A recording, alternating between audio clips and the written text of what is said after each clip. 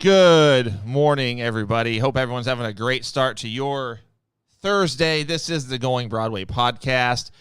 Hope you enjoyed that spicier intro, as I told Cole this morning. I said we're going to open up with something a little different, and so there you go. I wanted something a little different, and I think it was appropriate. I know that it's Randy Orton week on the network. I'm sorry, Peacock, and I dug it. It was cool. Alex and Cole with you this morning. Cole, what's going on? Good morning, everybody, and welcome to the greatest wrestling podcast ever. We have a lot to talk about. There's plenty to talk about, I should say. Indeed, we do. We have a few housekeeping items before we get too far into this. Let's see who we got on this morning. Aerobat, good morning. Billy Ray Milburn, good morning. Travis Bird, good morning. Thank you, sir. Appreciate it.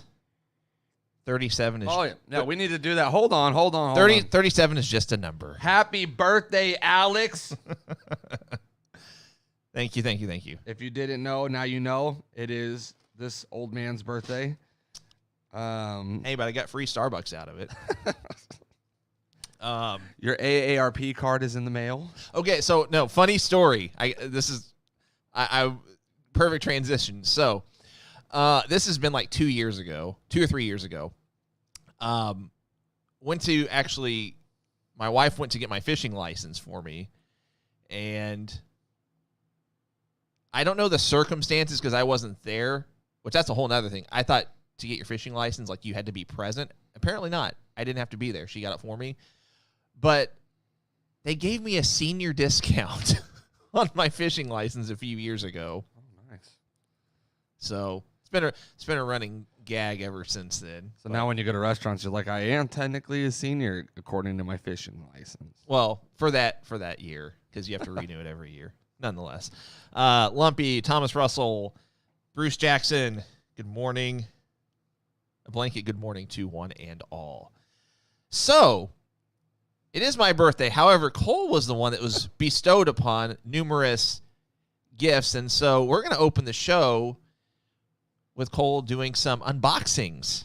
And I'm not going to lie to y'all. I knew one of them was coming, or technically two of them. So there are 3 boxes. But I have no idea where the third one came from. Yeah, and that was kind of my bad. So long story short, and I'll let Cole tell who these are from if he chooses to. But there's a third box that it came to our address. It said Going Broadway Podcast on it. And so I didn't know who it was for, so I opened it up, and then I opened it. I was like, okay, this is definitely for Colt. But unfortunately, during the process of opening the box, I pretty much annihilated the shipping label and threw it away without even thinking about it because I assumed Cole knew that it was coming. However, he knew 2 of his 3 boxes were coming, but the one that I opened, he doesn't know what it is, and we have no idea who it came from. So 2 of the 3 boxes, he knows who sent him these items. The third box, I know what it is. Cole doesn't, but neither of us know who it came from. And I don't know what's in the boxes that I knew were coming. Oh, you don't? No. Oh, okay. Well, that makes this even better. I will tell you this, though. Some people are master magicians here at the tape. But in all seriousness, guys, we've said this before. You guys really don't have to send us things. I mean, we're super grateful and appreciative of any of the things and all of the things. But Cole's struggling with his keys this morning. Well, I was not expecting duct tape. There it is. So we will get to our normal podcast in about 5-10 minutes or so. Okay, you've got some wrapping. There's a lot of paper, so I'm just making sure there's nothing. Got some paper. Nothing else in the paper. Dig around the paper. All right. Here it comes. Uno numero. Oh, okay. I'm confused. It says John Cena, but it also says Elite on it. It's the Elite Collection. Unopened. Do you have that one? I don't. Cool. I don't have this one. So this is cool. Zephaniah Christ, good morning. We are. That's my guy. Cole. Oh, it is. Yeah. Oh, okay. Yeah. Cole's doing some unboxings right now. One of our listeners, viewers, was kind enough to send Cole some things. Should you go the opposite route? Should you? You said he can't do duct tape very well. Is the bottom duct taped? It's over with now. Are you sure? This one doesn't have duct tape and regular tape over the duct tape. Oh, okay. That was the issue prior. I'm waiting for you to bump into the desk and for our bell to go off.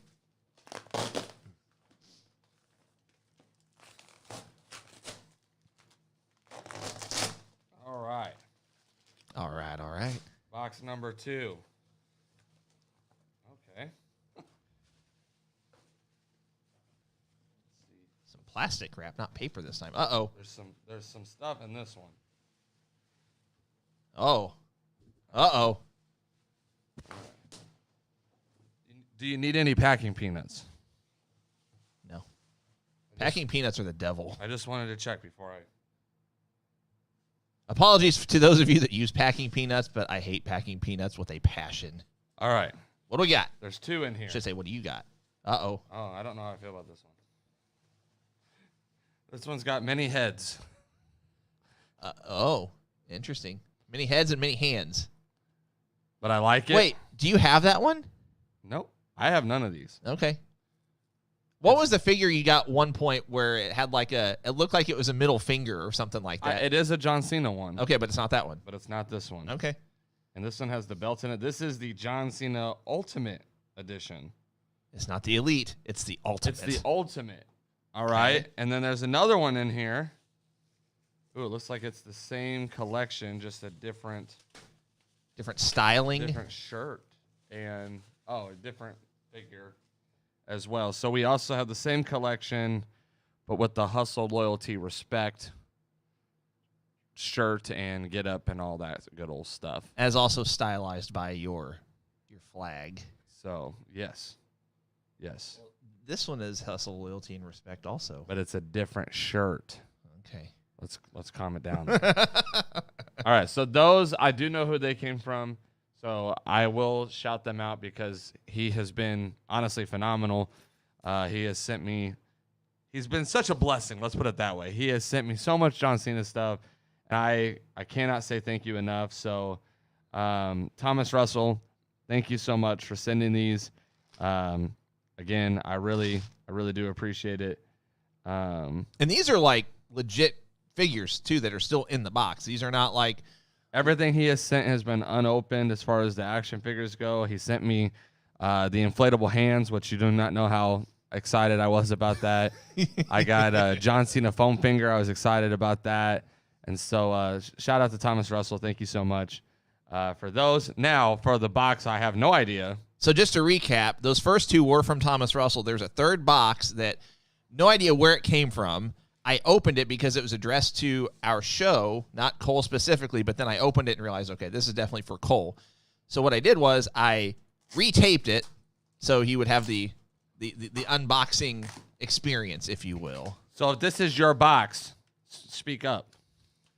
Yeah. If you sent this to Cole, let us know, or maybe you don't wish to. Now, Alex said he said he didn't even know this thing existed. No, I looked at this and I was like, wow, I didn't know this was a thing. All right. I'm nervous. I don't know what to expect here now. I opened it and I lived, so you're fine. I'm still not looking at it. I want it to be a surprise. Oh, okay.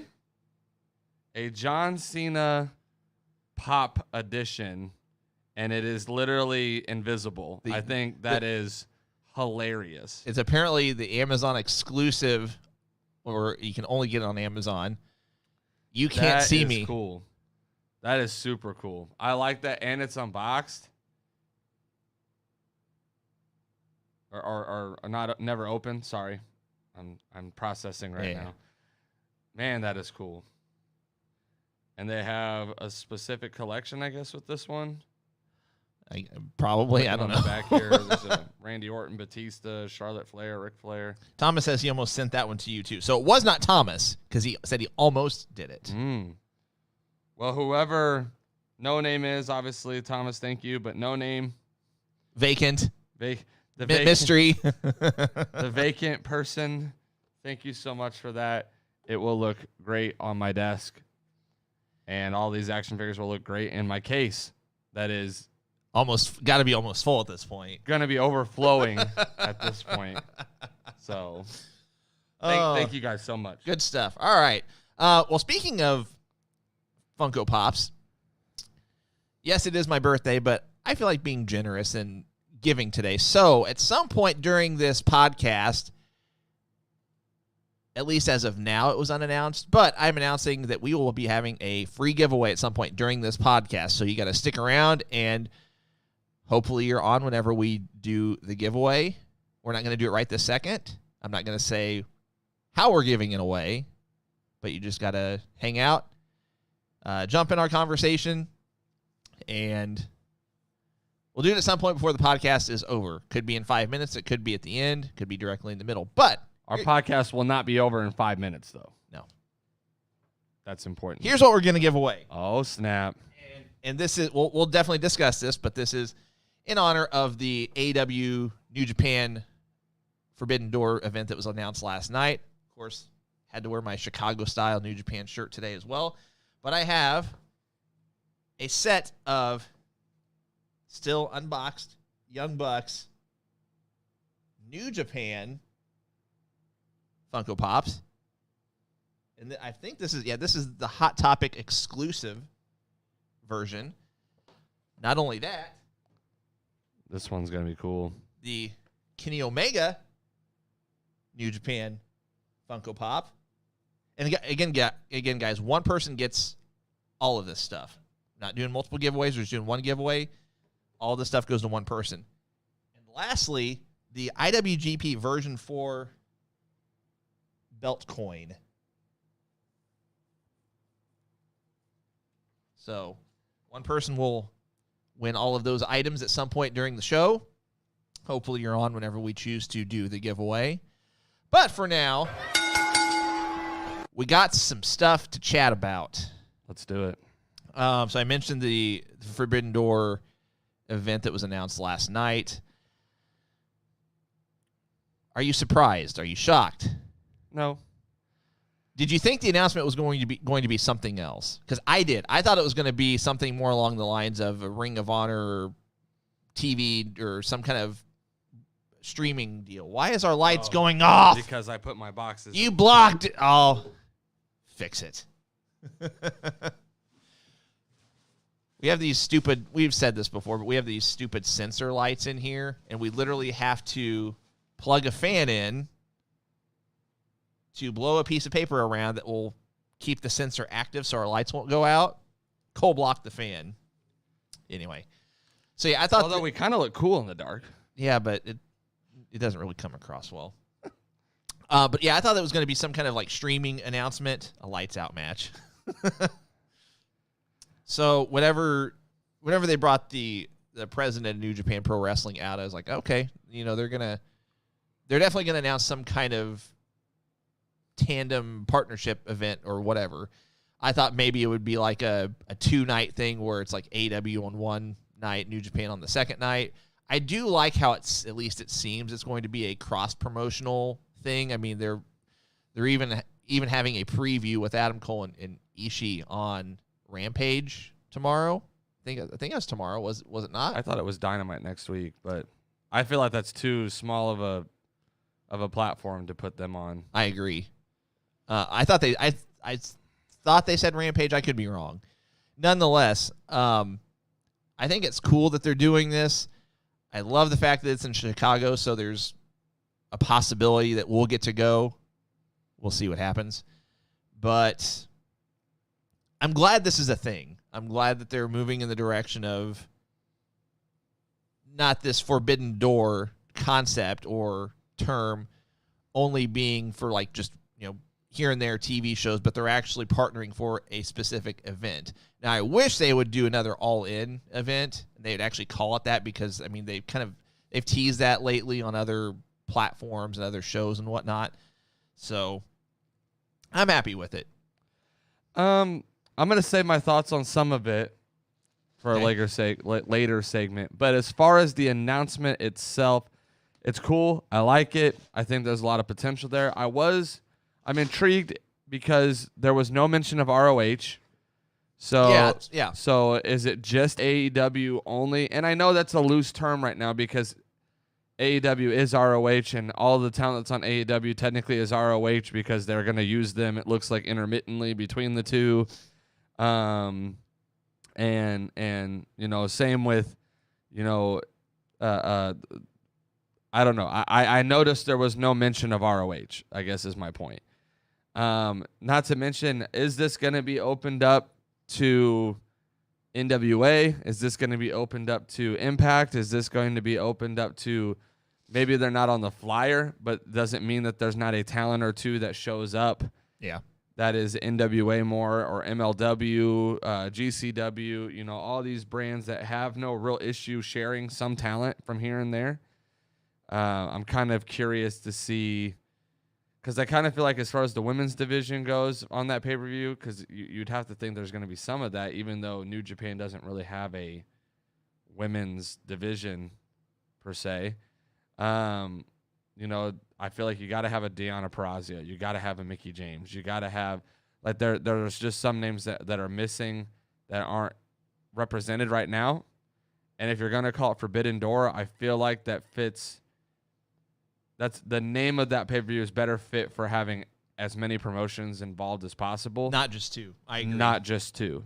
If this was going to just be AEW and New Japan, I feel like we should have named it something else. So now I'm intrigued a little bit. There's plenty of time.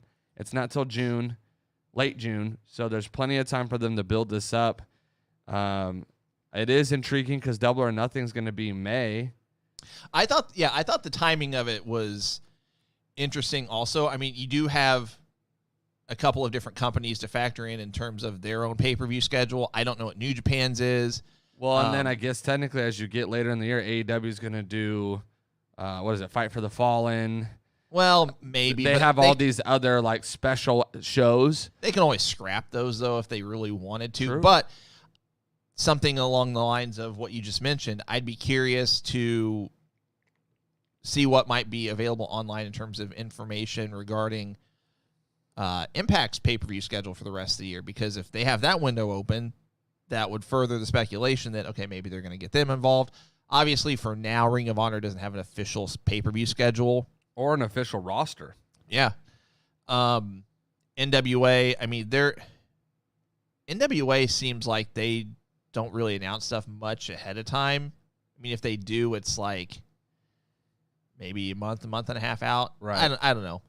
So even if they don't have anything announced as of yet for late June, I don't think you can read much into that for now. I think it's a little too early for that. But nonetheless, well, a lot of those wrestlers have it in their contract that they're allowed to go work other shows. Yeah. So whether I guess what I'm saying is I don't know if I have to say NWA is involved for me to get Nick Aldis or for me to get some of the talent that's signed to NWA. Right. Same with Impact. A lot of those guys have the freedom to go work other shows. So even though Impact or NWA may not be represented on the roster or on the flyer, on the name of it, it doesn't mean that we wouldn't be able to see specific talents that are more that brand or that company on this particular pay-per-view. Yeah. Let's see. What else can we chat about? I know you had talked to me and you said you wanted to mention the Alexa Bliss situation. Okay, yeah, so there's an article that came out from Fightful that basically said that she had voiced some discontentment, I guess is maybe the best word, about just her overall place in the company, her booking or lack thereof. And I know we did a segment last week about, it's called Jump Ship, where we talked about talent that we might see potentially changing companies whenever their contract is up. I threw Alexa Bliss out there as one of mine, just as kind of a get you thinking kind of scenario. Don't actually think it's going to happen. I didn't think it was going to happen then. I still don't. But with this coming out, I mean, I'd be interested to see what her booking looks like over the next year or however long her contract is, because if it looks like they start to kind of put her in the mid-card area, I guess, whatever that might look like. Does that exist? Does a women's mid-card in WWE Well, let's put it exist? this way. If she were in this atrocity of a wedding segment that was on Raw this past week, if she were like in that wedding party, which, by the way, Sasha Banks had no business being anywhere near, no disrespect to anybody else that was in that segment, but in terms of wrestling ability and name value, Sasha Banks is above that. So if Alexa Bliss was put into something like that, I would kind of group that into that mid-card. Gotcha. Okay. Status, or oblivion's not the right word, but see, I feel like that's lower card. Well, I would almost argue saying if you're in that segment, that's literally them saying we don't know how to use you at all, so we're just gonna put you there. And I almost feel like Sasha and Naomi are the excluding factor in there. It's almost like they didn't have anybody else backstage for that segment, so they're like, hey, can you guys go out there and kind of be fillers as well? Because they were the only people out there that were champions. It wasn't like they had the tag champs come out. It wasn't like they had the women's champion out there. Right. IC United States, so. Okay. What is happening? Okay, this time it's not my fault. What is happening? We might have to hang on. There we go. So yeah, we'll see what happens with that, but keep an eye on how WWE books Alexa Bliss, or if they even do. I mean, I'd say if for whatever reason, granted, she just got married. That's apparent if you see any of her social media posts. It's not like she's trying to hide it. Which could have explained some of her absence. It could, but then my thought is, why would you bring her back for, what was it? The Elimination Chamber pay-per-view, and then that's it. She's gone again. Why not just keep her off, period? So these are the things that kind of bother me with how they've done her, let's call it return. You did all these segments with her week after week on Raw with a therapist and right doing all this stuff, and it almost led me to think that she was going to go back after Charlotte because that was her last feud before she was off TV. Yeah. And the whole Lily thing, and so it kind of seemed like they were going to continue that character and whatnot. She gets in the chamber. She literally has her own swing in her chamber. Yeah. So it kind of seems like they were going to continue the same gimmick she had, which I was totally against. Without having Bray Wyatt, the Fiend character on TV, her character to me is dead.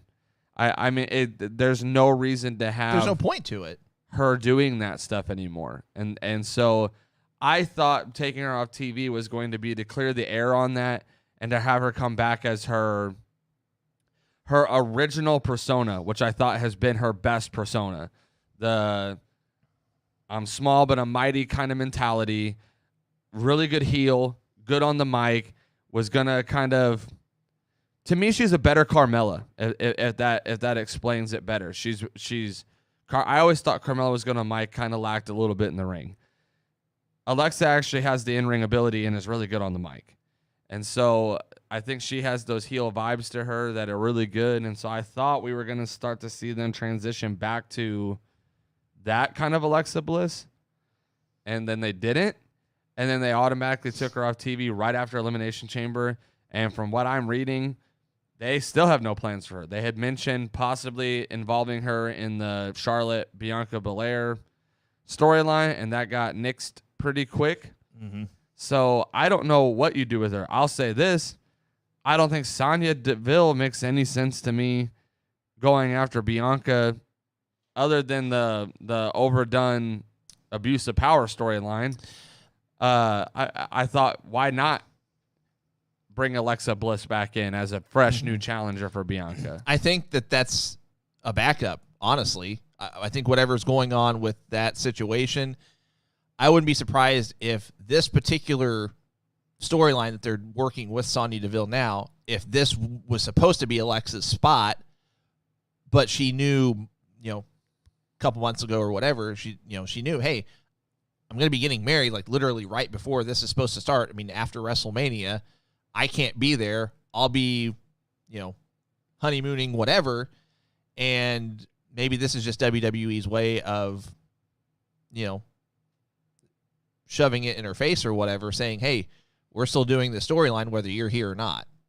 I don't know. But I agree that from the standpoint, not to get too much off topic, I think it's weird putting Sonya Deville in this situation, but at least it's somebody new in the title picture, I guess, that they're not just recycling it's talent. It's a good name to give Bianca a win to. Yeah.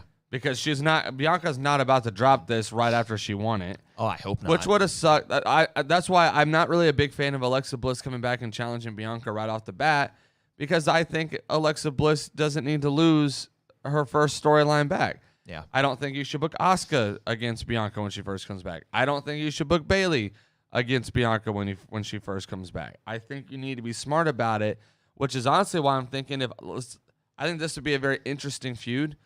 Asuka makes her return. She starts talking about how she wants to go after the champion, whatever. Nobody's ready for Asuka, and then the lights go out, and Alexa Bliss, starts a feud with Asuka. Let Asuka and Alexa go at each other for a while. There are ways to book this that could be entertaining. Hopefully they get it right with her, because I think Alexa Bliss is someone you can't afford to lose. She's not their best in-ring performer, but she is a really good overall personality to have on the show, and so I hope they find a way to make it right. Lastly, we can bring this up. So Kushida has gone from WWE. Apparently it wasn't a big surprise with everyone backstage at NXT. Supposed to wind up in New Japan by June, which could also mean we might see him at the Forbidden Door event as a surprise. Not so surprising. Well, surprise. Big, just I can't think of the right word right now. I mean, huge missed opportunity for WWE, in my opinion, because that's someone you could have easily had in your North American title picture. Now, that's based on what I know and what I've seen whenever he was in New Japan, just the type of talent he was and how just WWE squandered it, didn't use it, didn't capitalize on it. But usually if someone's leaving WWE, it's one of those things where, dirt sheets will pick up on it. He's got so many days left on his contract, hasn't re-signed, blah, blah, blah. This just came out of nowhere. But yet it, apparently wasn't a surprise with guys backstage. So it makes me wonder what is different about the dynamic of when guys are leaving.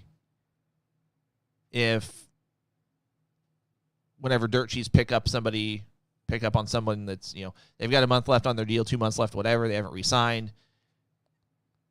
If it's a situation where talent are actually being vocal about it backstage, and in Kushida's case, he just kept it to himself, but at the same time didn't care he was leaving. I don't really know. It was just out of nowhere that whenever they announced it, Kushida's gone from WWE. It's like, oh, well, that was random.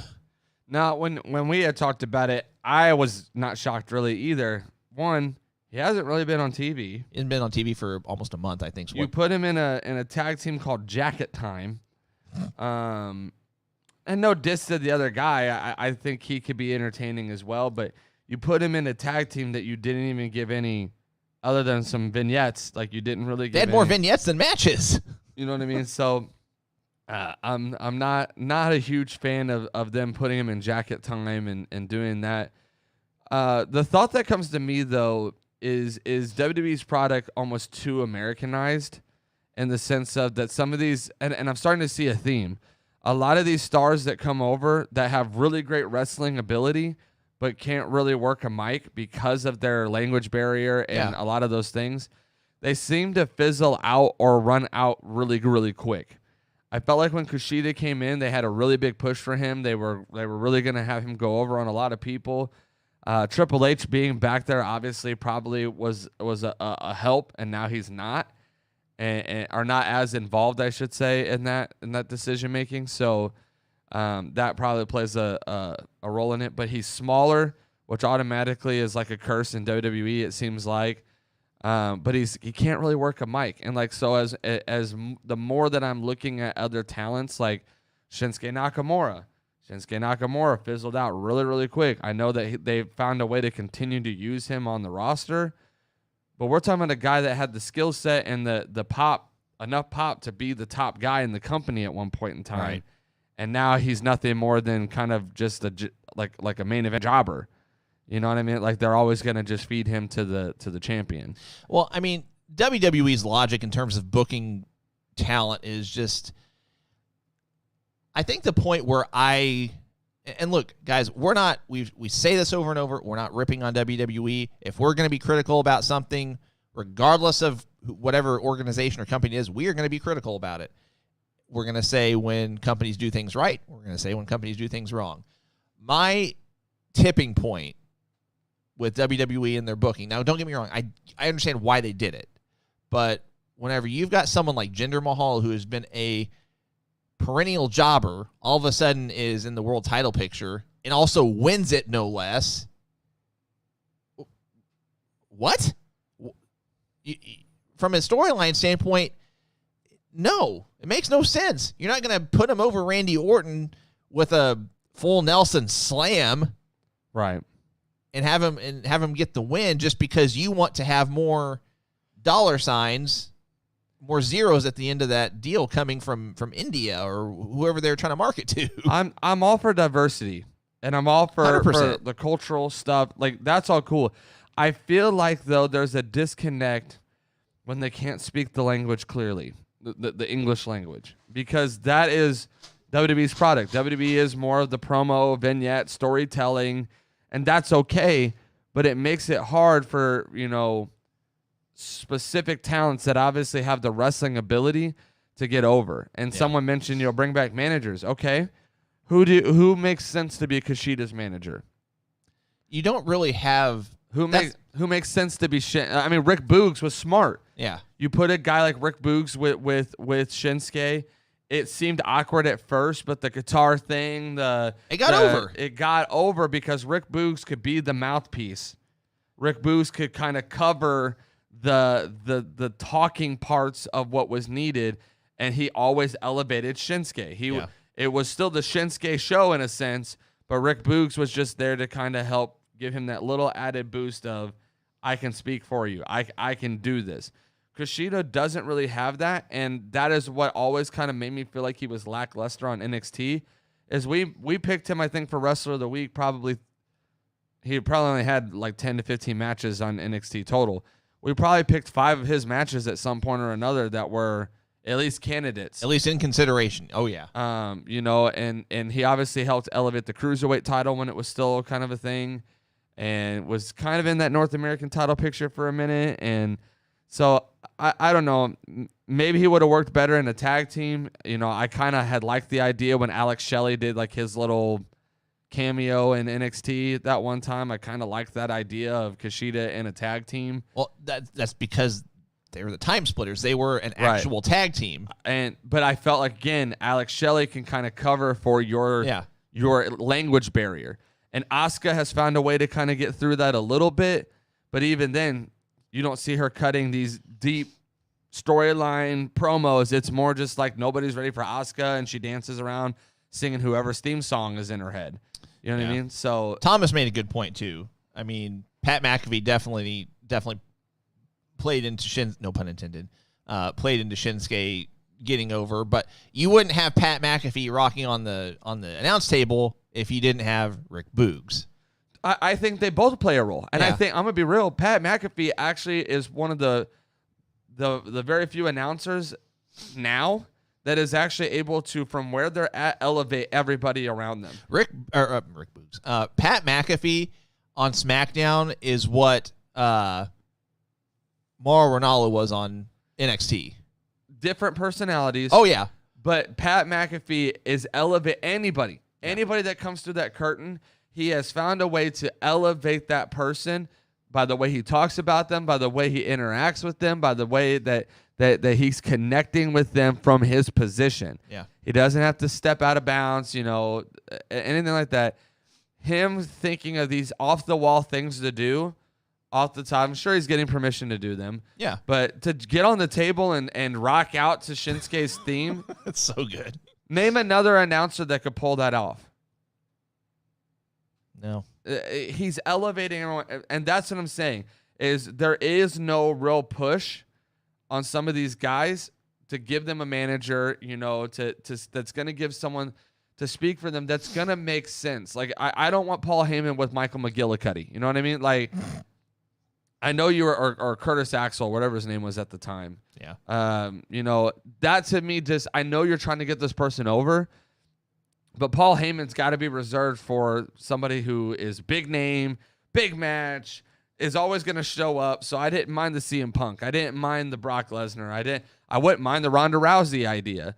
I know that's been tossed out there some. It's got to be someone who's dominant. Shinsuke Nakamura is not that way. Not a diss to him. Kushida's not that way. Not a diss to him. But who do you give that's gonna make sense? Because the other problem that WWE has done over the years is that they like to kind of keep people in factions that are of the same ethnicity or the same look, the same vibe, the same culture. You put Veer Mahan and what's the other guy's name that was with Jinder for a minute, still is, Shanky. You put all of them in a group. Why? Because they're all Indian? I mean, like, I don't understand the logic there. I'm glad that they've broken Veer Mahan off to his own character, but again, I'm like, what do you do when you've designed something that is almost so culturally split that Rusev can't just be Rusev.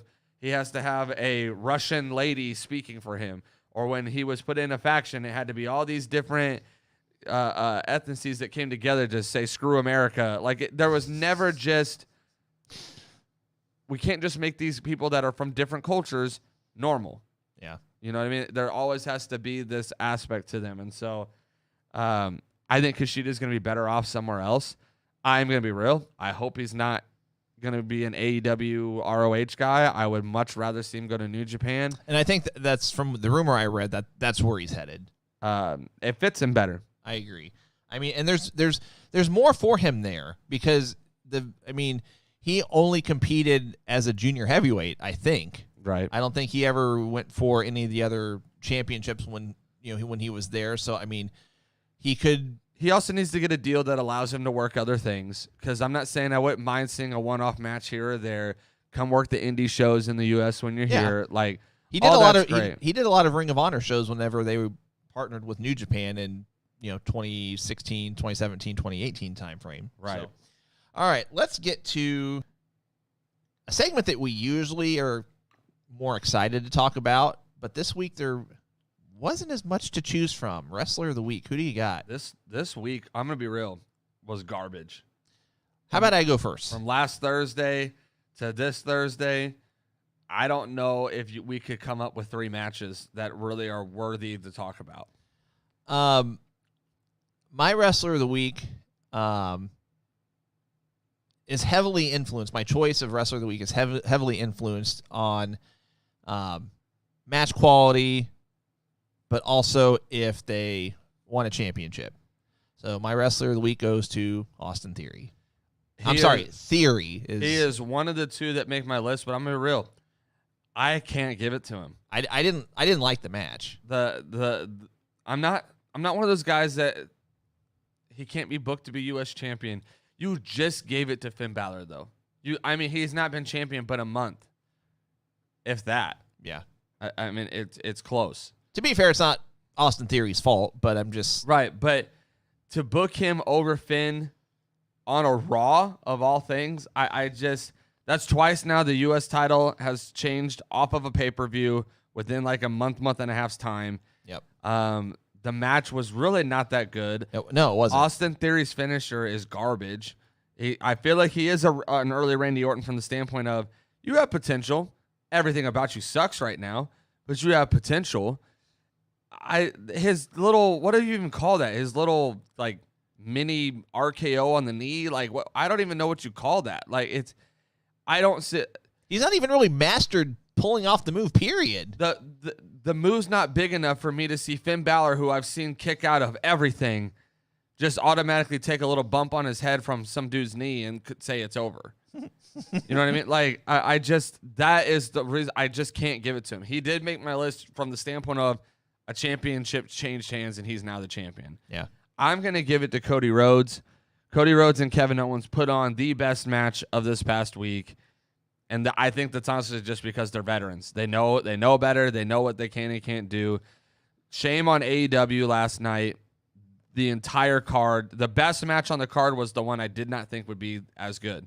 And it was CM Punk and Dustin Rhodes. I could have possibly put them as my third match of candidacy for Wrestler of the Week. But so someone on the chat, so Brian said Adam Page. For what? They've overdone this whole Texas death match, hardcore match in AEW, and it was probably the worst one that they've had. It's the same stuff. Yeah. He literally had the exact same match. And this is, I think Jim Ross said it too. He talks about the spots, like AEW's too spot focused.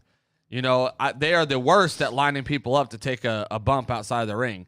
They almost make it known we're all going to stand here and let someone jump on top of us. Yeah. But last night, Jungle Boy Kyle O'Reilly should have been match of the week. I mean, just the name value alone on that match. It's an Owen Hart Cup qualifier. That match should have been a banger. I went and looked. I wanted to know because I was so disappointed with not just AEW, every single show this past Thursday to Thursday setup. Wrestling, shame on you. All of you. Every single one. I went and looked at the ratings. I tend to like Bleacher Report's thoughts on a lot of the matches, so I went and looked at Bleacher. There was only one match on AEW last night that got over a B or a B minus, that got into the B category, and it was CM Punk and Rhodes, yeah. Dustin Rhodes. The fact that Kyle O'Reilly and Jungle Boy could not put on a match that was beyond a B is pathetic. That's terrible. The coffin match between Darby Allin and Andrade El Idolo, who is your main event, and it's a coffin match, it didn't even come close to living up to a coffin match. Yet another gimmick match in AEW that I'm over. It's just the whole match was terrible. It was not smart of them to put it as the main event. It was not smart of them to really do the match in general. Sting needs to stop doing dives off of things. It just is almost terrifying at this point. And I was just very upset this week in general with the wrestling quality that was out there compared to what was on paper. There were a lot of matches on paper that I should have been like, oh, that's going to be really good. And then I was left underwhelmed on majority of the matches. And real quick, I want to say something just putting this out there. My thought process in, not even having Adam Page or Adam Cole or whatever as a consideration for my wrestler of the week. And I'm saying this because I posted something on social media, actually as a reply to something that Eric Bischoff said. Has nothing to do with they used the barbed wire as a crown of thorns or whatever on Good Friday. Do I think it was in bad taste? Yes, absolutely. But that has nothing to do with the fact that they've overdone this type of match. And like you said, it was the exact same match at same spots, same weaponry, and it's like, do something else. Like, you don't have to have a Texas death match once a month. So I actually watched that match, and I only bring this up because you said it. I don't know if I even think it was a Crown of Thorns kin to type thing. It might not have been, but I read it on social media, and I thought they had already pre-prepared like a Crown of Thorns type barbed wire thing, and I was like, okay, that's planned. Like, that would be terrible. When I actually watched the match, it was like he took barbed wire off of something, wrapped it up real quick, and put it on his head and pile drived him. I don't know if I could say I would want to hear it from their mouths before I could start just say, oh, they did this or they did that. It was too rushed for me for them to make it this kin to on Good Friday type thing. I don't really feel like that's what they were going for. If they were, shame on them. That's stupid. Whether you're a religious person or not, it's just you shouldn't touch those types of things. Anybody's religion, not just Christianity, because that's what I believe. You shouldn't make fun of anybody's religion. It's not funny. It's bad taste. I don't think that's what they were doing. But my logic was so they aired so on this week's Being the Elite, towards the end of the episode, they aired a apology. So it was Adam Cole and Christopher Daniels, who is head of talent relations. So as someone that watched, I didn't watch the whole match. I watched, well, at least by this point, I hadn't watched the whole match. I've since seen the whole match, but I saw that segment. It almost looked like they were going to go the route of apologizing for that because, you've got head of talent relations, you've got Adam Cole who's in the match. But then they only teased it, but they ended up apologizing for some other thing that they did wrong on Being the Elite the week before. You knew what they were trying to do. That's between that and the fact that I've not seen that spot done before. Right. Like, I've never seen someone wrap someone's head in barbed wire and pile drive them, which, to their credit, was the most original thing that they did in the match. I wouldn't have thought anything of it if it wasn't on Good Friday. Like you said, it could have just been a coincidence, but I didn't even. I'm a Christian pastor, whatever you want to call it. I didn't even put the two and two together.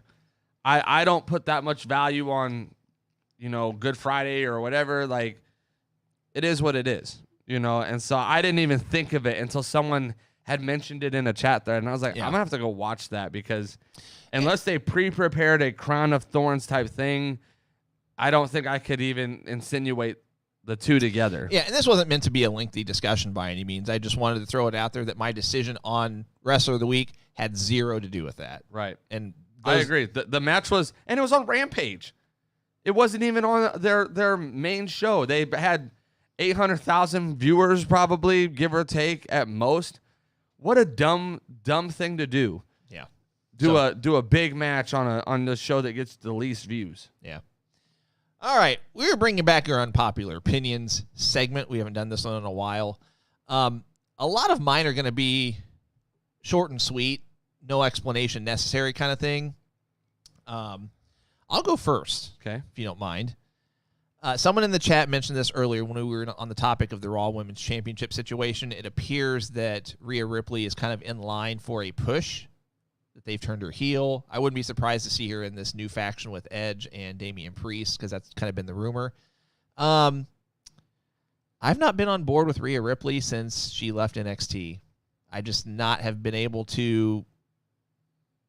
I'm not on board. Haven't been since she left NXT. Wasn't really even when she was in NXT, but definitely lost any momentum for me when they put her from NXT. Did she go to Raw or SmackDown right off the bat? I don't remember. I don't only recall. ever been on Raw. Okay. Never even gone to SmackDown. So I know there are a lot of Rhea Ripley fans, but at this point, I'm just can't say that I am. I can agree. I loved her stuff with Charlotte when she was still women's NXT champion. I thought that was good. But the build from there has never really, and she's been Raw Women's Champion, and I they're not memorable. So I don't know. I can see it. I'm not gonna say I'm not on board with her. I think that's booking for you. So there's something. I mean, when you keep putting her in tag team after tag team after tag team, you're gonna get stale eventually, I think. So yeah, just a couple of guys that are still bringing up our previous topic. Again, we're not saying it was or wasn't intentional. I get that there have been other much more controversial storylines, segments, etc. in wrestling, and I'm not condoning those either. I'm just saying that it was just an observation. I only wanted to bring it up because, as far as Wrestler of the Week, didn't impact my decision. Right. That was the only reason I brought it up. So this one's interesting because I wouldn't have thought to have this discussion until I saw it in a chat thread on Facebook. But a lot of people are trying to make the argument that CM Punk's 434-day reign has been better than Roman Reigns' current reign. I'm actually on the other side of it. I think Roman Reigns' reign has been 10 times, 20 times better than CM Punk's reign. Outside of the John Cena stuff with CM Punk, name a feud that he had. Cena and The Rock, and I can't think of another one. Ryback, I guess, maybe. Yeah, I'm glad you brought that up because somebody literally brought up that CM Punk as champion didn't even main event that WrestleMania. I think it was WrestleMania 28 or whatever. He wasn't even the main event of the show. You know what I mean? So after kind of reading it and stuff, I'm like, man, some of y'all are just so big of CM Punk fans that you cannot even realize that he was not even as big of a deal outside of the pipe bomb thing that he did, which I'm not dissing. And I liked CM Punk when he was in WWE, and I'm not saying I dislike him now. I think he's overrated. I think the whole thing is overrated. I don't think his 434-day reign even comes close to Roman. Well, he had more title defenses, not good ones. And I'm not saying Romans have been the best either, but they have made Roman special because they don't let him just fight everybody. Mm-hmm. They're built storylines. He is owning this. I'm the man, and I do what I want when I want, however I want storyline. His reign has been 10 times better than CM Punk's 434-day reign, and he is definitely going to be in contention. Based off of what I'm reading, they don't have plans for him to drop the belt even after next year's WrestleMania. He is basically solidly going to be booked this whole next year as champ. Don't know who they're going to feed to him. They've already fed a lot of people. They're probably going to have to start doing some repeat challengers here because I don't know who else can continue to take losses to this man. But he has the potential to have one of the best reigns ever. Yeah. And I don't know if that's an unpopular opinion because I totally agree with you. I'm just saying, if we're going to go based off the wrestling community in general, so many people I saw were saying, oh, Reigns' current run sucks. Like, he's terrible. CM Punk's hands down better. And I'm just like, you got to be kidding me. Like the storylines weren't good with CM Punk outside of The Rock and John Cena. He didn't even get to main event WrestleMania 28. Like, to be fair, a lot joke. of these people that are saying that Roman's terrible now are probably the exact same ones that were like, turn Roman heel. Like, I'm tired of being shoved down my throat as a face wrestler. And it's like, right. It's those type of wrestling fans that they're not going to be happy no matter what you do. I'm always going to call out what I think's junk. And I think that argument it is garbage. It's a garbage argument. Roman Reigns' thing, hands down, not even close. I mean, it's not even close. I would pick other bigger championship reigns to put up against Roman before I would bring up CM Punk's name. Yeah. Now, good tangent segue to my next unpopular opinion. I actually dig the weekly CM Punk matches from the standpoint of they've been pretty good matches. Now, I'm not on board with putting the AEW belt on him. I'm not on board with him being in the title storyline. I don't like that part of it. But the weekly matches, I've been all right with, just because that they've been good matches. I'm jogging my memory right now of, his matches he's had on Dynamite. I don't know if you can really say that there was one that was bad. At the worst, he might have had one or two that were average. But, I mean, how old is he? 40? Let's look. 43? I was going to say 47, but I don't think that's right. I don't know why I thought 47. Maybe 44. Okay, 43, yeah. I thought he was 43. But, granted, they're not 5-star matches, but they're good. I mean, the match he had with Dax a couple weeks ago, that was a great match. Thoroughly entertained by it. I've not seen all of the match with him and Dustin last night, but from what you're telling me and from what I've seen on social media, that was match of the night. It was a good match. I'm not gonna lie. So I don't like the him being in the title storyline, but I'm actually okay with the weekly Dynamite matches or weekly, whether it's Dynamite or Rampage, because I think he might have had one or two on Rampage. But I'm okay with him keeping the matches going, and I'm sure they will, just because he'll be in the storyline and they're gonna pad his win total. But and I've told you this from the beginning. The problem I have with a CM Punk, with a Bryan Danielson, with bringing in some of these names is that there's no way to keep them from the title picture. There just isn't. They're such big names. That's why every time Brock Lesnar comes back, you can't just have him fight anybody because he's such a big name. It's like, why would he not be challenging for the belt? Why would John Cena not be challenging for the belt? Why would The Rock, if he came back?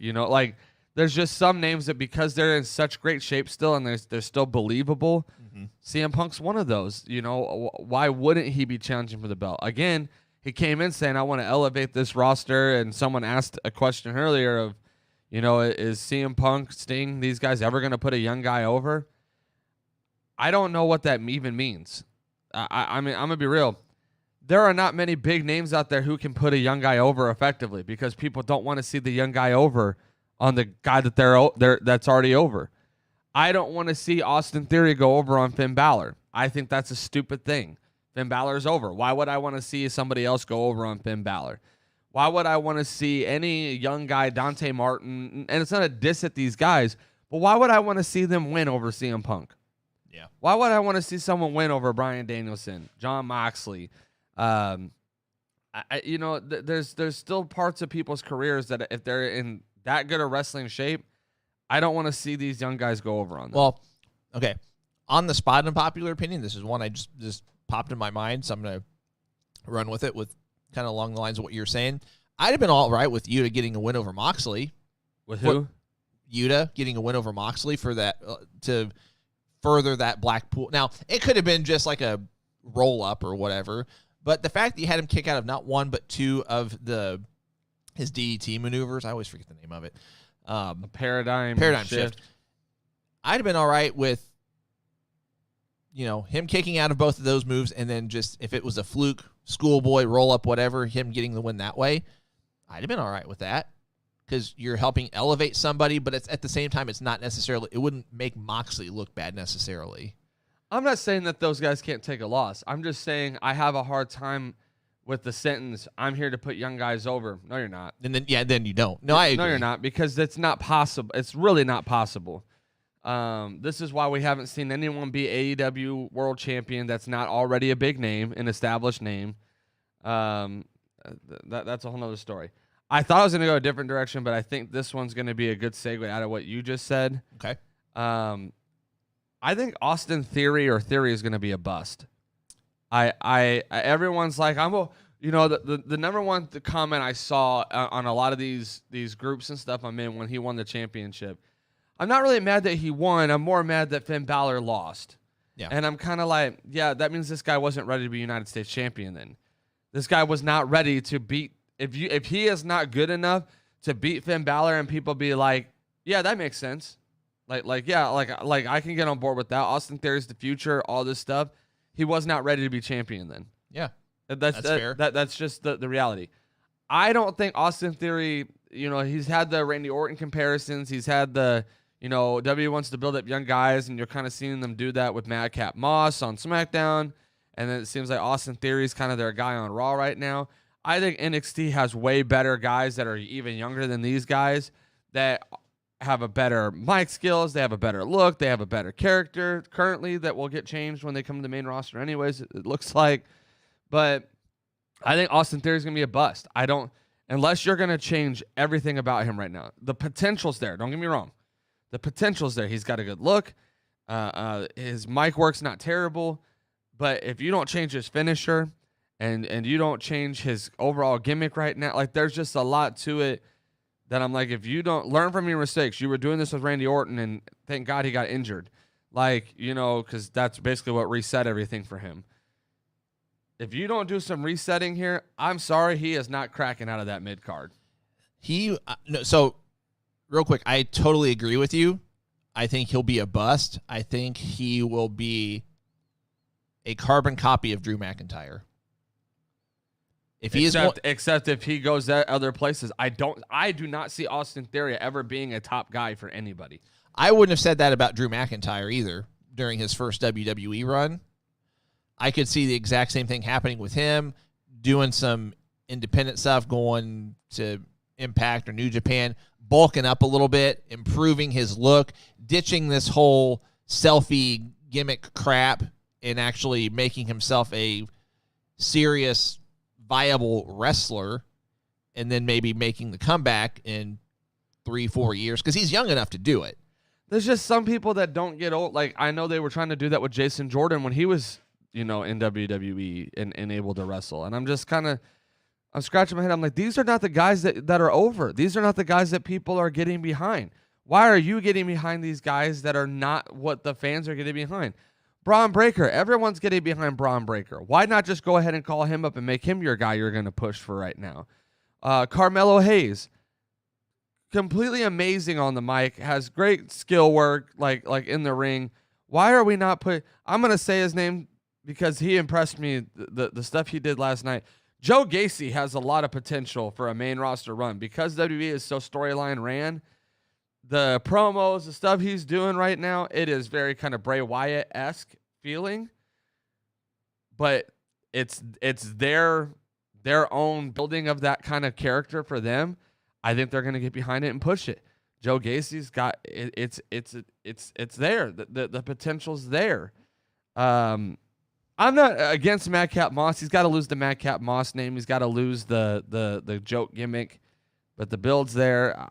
You get people over. Rick Boogs. Like, there's some people that are there, but none of them still are standing out to me as eventually they're going to be in the main title picture. I don't see that. Yeah. I see other names that they're missing out on. I've got one more, and this one's going to be short and sweet, but with the AEW New Japan Forbidden Door event, a lot of people are speculating that we're going to get another Omega Okada match.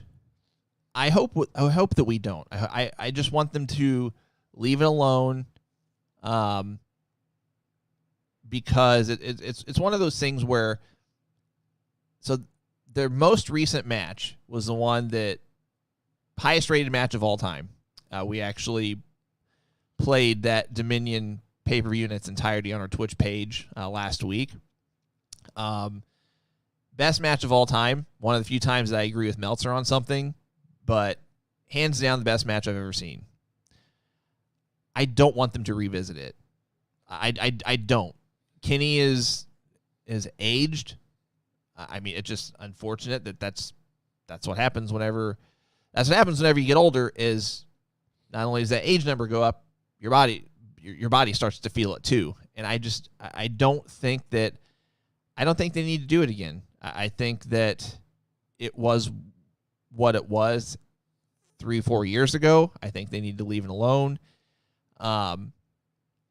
And my fear is that if they did another match, it would be match number 5. They've had one draw. Okada has won once. And let me think about this. They've definitely had 4 matches. A draw. Yeah, a draw. Okada won 1, and Kenny won twice. I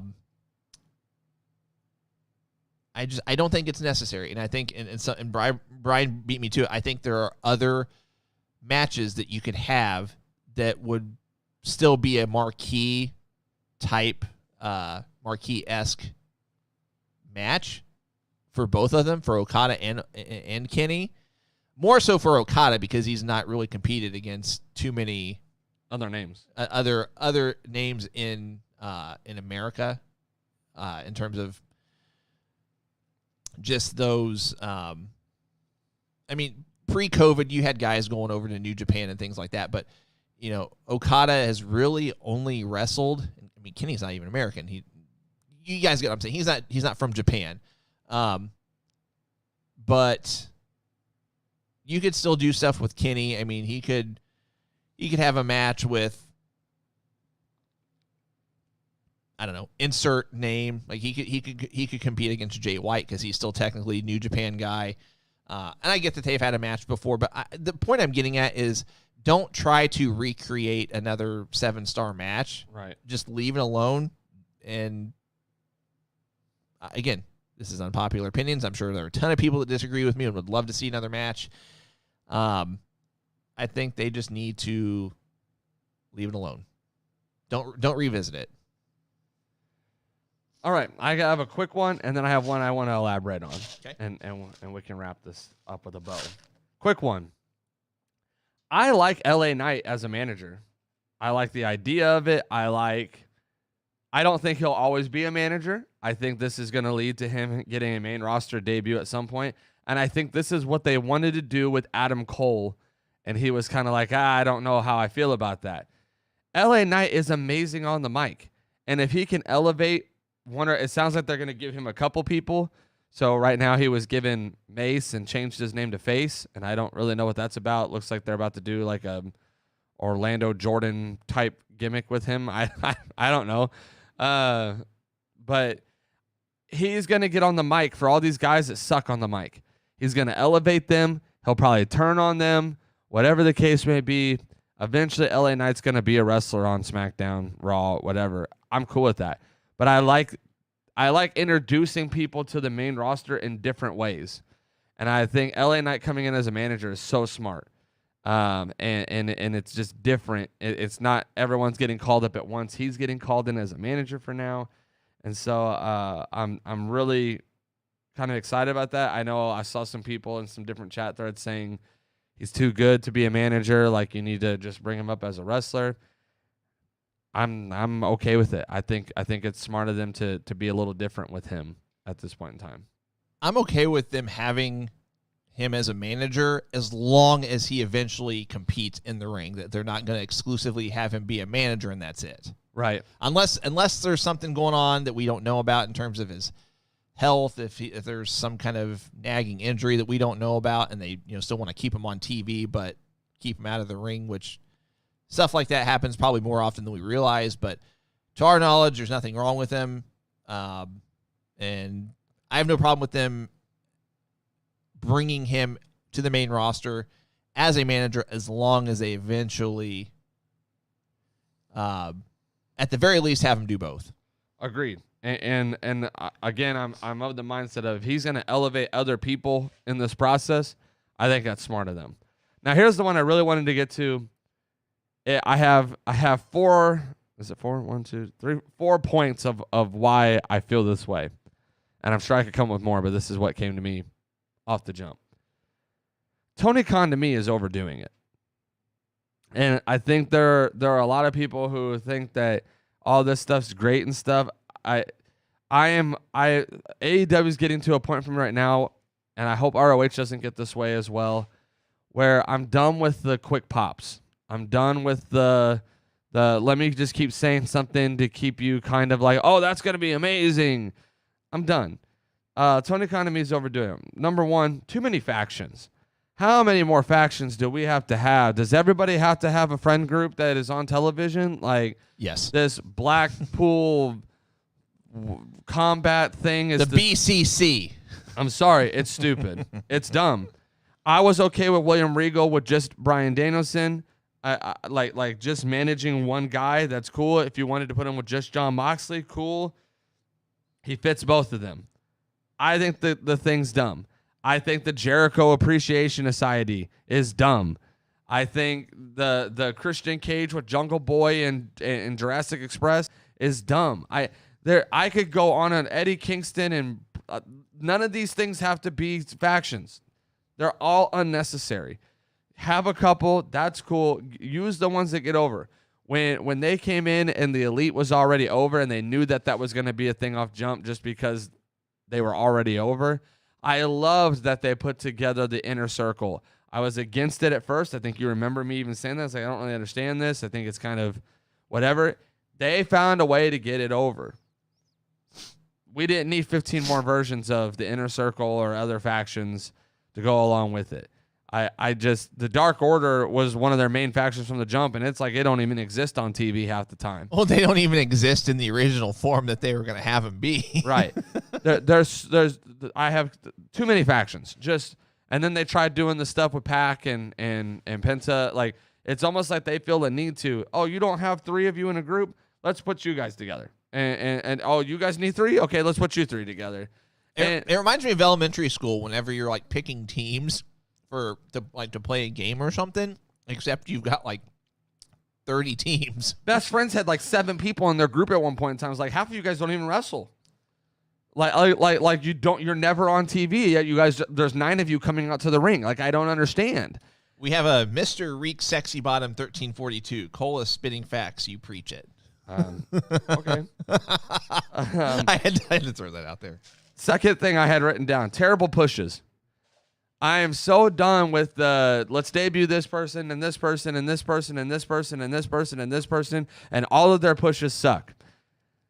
I don't know. Did we get a chance to talk about Ruby Riott at all last week? Was that me in a chat thread? I got into it with a guy about Ruby Riott because if you don't trust somebody with a push, they can't get over. Ruby Riott came in, she was over. People there, she had a good pop. People were behind her, and you fed her to Britt Baker. How dumb is that? Then you put her in the TBS title tournament. She gets to the finals, and you feed her to the greenest wrestler I think I've ever seen get a push in Jade Cargill. I don't understand why you're like Ruby Riott. She's whatever. She can't get over in any company. I was like, most of that's the booking. WWE booked her wrong. She was the main person of a stable, and you fed her to Ronda Rousey, to Charlotte Flair, to Becky Lynch. Like, she never got a chance to get over it because you book her to lose every single time. I'm not saying she's the best women's wrestler ever. I'm just saying you can't expect someone to get over it when you book them terribly. You debuted Jay Lethal like he's the next big name, and then he was on Dark for however many matches. Can't even get a win on television. Now you have him in a stable that don't even make sense to me. Let's back to the stables. And I just don't get it. I don't understand all these people that you've debuted, and then like Tony Nese. Tony Nese is in the crowd scouting Hook. What? Like, I don't make it make sense to me, because I don't understand why we're literally, every time someone's a free agent or someone has the ability to go somewhere else, we say they need to go to AEW, and I'm like, why would you want that for Hold them? on. I want to set the stage for that again. I want to repeat what you just said. Tony Nese, who has been wrestling for years, is scouting somebody that has been wrestling for 3 months. How does that make sense? They're not even in the same league. They're not even in the same league. Tony Nese could go put on a 5-star match with just about anybody, honestly. Given the right amount of time. Given the opportunity. That's garbage. And they booked him like he was going to be this thing. And this is the problem I'm having. Where's Miro? Hold on, back to the stables thing. Did you see that they've put Tony Nese now with this what's the lawyer's name? Oh, I saw the lawyer sit next to him. Yeah. But he's with being represented by this lawyer now. Whatever his name is. This lawyer that can't find other cases but wrestling cases. I don't make it make sense to me. I don't understand why Keith Lee and Swerve are a tag team. What? Keith Lee should be in the title picture. All right, Keith Lee should be in your main or North American TNT title picture. Point blank period, he should be in there. Swerve Strickland, whatever they're calling him now. Keep half of his nickname from NXT. And I get that. I do, because that's where you got the most name value or whatever, or people know you from. Swerve Scott Shane Strickland. Whatever his Lucha Underground name was, Point Blank, or I forget. He had a mask on. Pew Pew. He's so talented. He's so talented, and you have him like you're demoting these guys. And that brings me to my third point. Too many shows.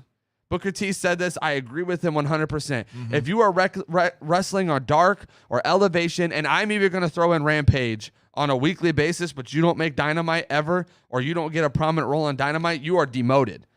Automatically, you do not have a place on a good enough role on this roster to make it make sense for me.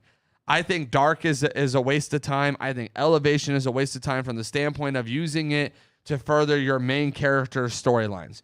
You want to have it and be a YouTube series? Cool. Put on all these no-name people that I don't know about and allow that to be the stomping ground for them to get over.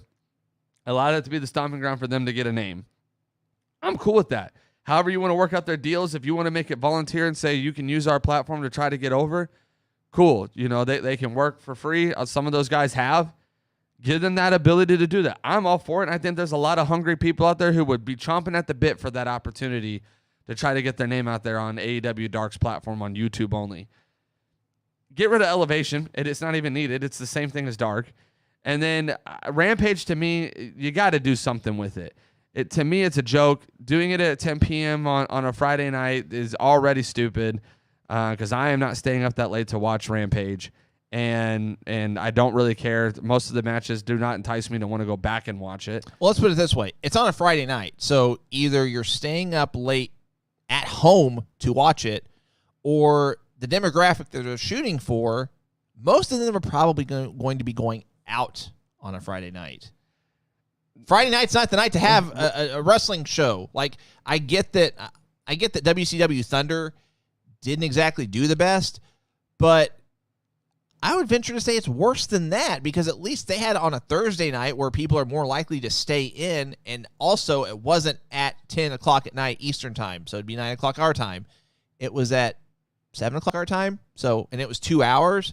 So if you really want to have two shows that are on network television, don't put it on a Friday night. Not against SmackDown as well. I mean, you're not going to compete with that, and that's fine. Put it on Thursday night. I don't care if Impact has their show or any other show. Put it on Tuesday and compete with NXT 2.0, whatever the case may be. Too many shows. The last thing, so we can wrap this up so we can get to our other things. This is the thing that spurred this whole thing, this whole Tony Khan's overdoing it thing for me. there's way too many announcements. And I got into a debate. I got to stay off Facebook. I'm sorry. I'm getting into too many debates now on Facebook. I'm going to get kicked. You're going to get the Facebook boot pretty soon. I am so done getting an announcement that there's going to be an announcement. Tune in next Wednesday for Tony Khan's announcement. I was like, did you just announce to me that he's going to have an announcement? And the argument that keep getting thrown to me is, well, you want the casual viewer to come back and watch. No, if I'm the casual viewer, you need to tell me your announcement right now, because that needs to be what's going to draw me to stay and watch your product beyond this day. I don't care if Tony Khan has an announcement. Tony Khan's announcement doesn't mean crap to me if I'm a casual viewer. That means that you did not capitalize on the very few moments you had me tuned into your station right then and there. If you have an announcement, just say it. Here's the thing. Tony Khan doesn't have to be the one to announce everything. Can we just announce it? You have announcers. Just let them do their job. Tony Schiavone can announce. Literally, I felt like last night's thing, it was so pushed heavy at me, and it was so underwhelming. I think the idea of the Forbidden Door thing's awesome. I think the announcement itself is a good thing. He built it up too much for me. We've already known that they were pushing to do this thing. It was literally leaked months ago that they're trying to do another super show.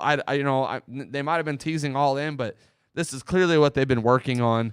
And I'm over it. Just announce your stuff. Vince McMahon doesn't go out on TV every week and say, tune in next week on Raw for our major announcement. Like, you have some major announcement. ROH, I was okay with that major announcement and really building it up. That was a cool thing.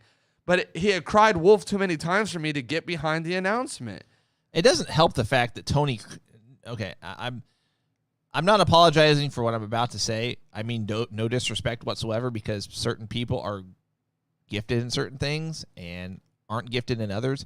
Tony Khan is cringe on television every time, because like okay, this is I'm gonna do my impromptu Tony Khan impression. This is my best, not rehearsed this whatsoever, so don't even know how this is gonna come off. But this is what I see when Tony Khan's on TV. He's like, "Hey everyone, thanks for coming out tonight. Pittsburgh, thanks for coming out tonight. I got a special announcement. I'm super excited about this. Thanks for coming out tonight. I've got some really big news." And then insert announcement. It's like and the analogy is so true. And I don't know if Jeff Jarrett was the one that said this or not. He's like a little kid that got a microphone at a wrestling event. Yeah. And the way he's running the company as if is like a little kid got control of a wrestling company. And it's starting to get old for me. I think he needs to stay behind the scenes, allow the people you've hired to do what they do. Like, I loved, had he not come out with and I'm not saying that they shouldn't have the New Japan Wrestling president come out, whatever. Yeah. Nix that whole part and just let Adam Cole and Jay White do what they did would have been an amazing way to announce that show. It got tainted for me the second Tony Khan came out and did what he did. I'm kind of over Tony Khan. I am so nervous that AEW is going to start taking the wrong turns here soon, like we've seen other companies do, because you have an inexperienced person doing whatever they want to do. I feel like this is going to be a Dark Side of the Ring episode in 50 years from now, because we're going to find out about all these things that should never have happened. Well, he's admitted on Twitter through a conversation with an average Joe or whatever, he's admitted that he's not good at booking. Just flat out said, I know that this is not my strong point, which is why I'm very open to the viewers and the audience as far as how to approach certain things or whatever. I'm just like, so hire a booker. Hire somebody that you have sat down, had plenty of chats with, and you guys line up on ideology of wrestling. And a lot of companies have done this, but the mistake that they make is they never actually turn the reins over to the person that they hired to do what they do. They want to have final say. Vince McMahon has done this in WWE for years, and they've found a way to manage, but people have been frustrated. Yeah. TNA Impact fell apart. Why? Dixie Carter wanted too much control, and you brought in guys like Eric Bischoff. You had Jeff Jarrett. You had Hulk Hogan. These guys who wanted to help make your product better. And so Tony Khan is overdoing it to the point that I'm scared for ROH. And I hope things aren't messed up there because I liked ROH and I like the history of it. And I don't want to see it tainted because it's got a kid at a candy shop running the promotion. I'm nervous for AEW. I'm nervous for the talents that are going there. And I think it's interesting. Cody Rhodes going to WWE opens up a lot of eyes because I appreciate and respect how he's handled it. He's not bashed Tony Khan. He's not bashed AEW. But I think he's saying, hey, I'm glad and I'm happy for what we did. But obviously it was not enough for him to stay doing it. Yeah. FTR has come out and said that they would entertain offers from WWE if the situation was right. After all that crap that they talked when they left, Cody Rhodes did the same thing. They all eventually come back. Why? Because it's no different no matter where you go. It might feel different at first. It might be different at first. It's not Vince McMahon specifically, so you're able to give more grace to people. But at the end of the day, all the setups are the same. You got one guy who is running the show, and if you don't line up with that guy and you are not what he views as the top thing, you're not going to get pushed. You're not going to get what you were wanting to get out of this experience.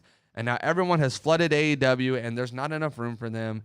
And it was all to get quick pops. It was all to get people to continue to jump on board. And so I'm very, again, I watch all wrestling. I will continue to watch AEW Dynamite.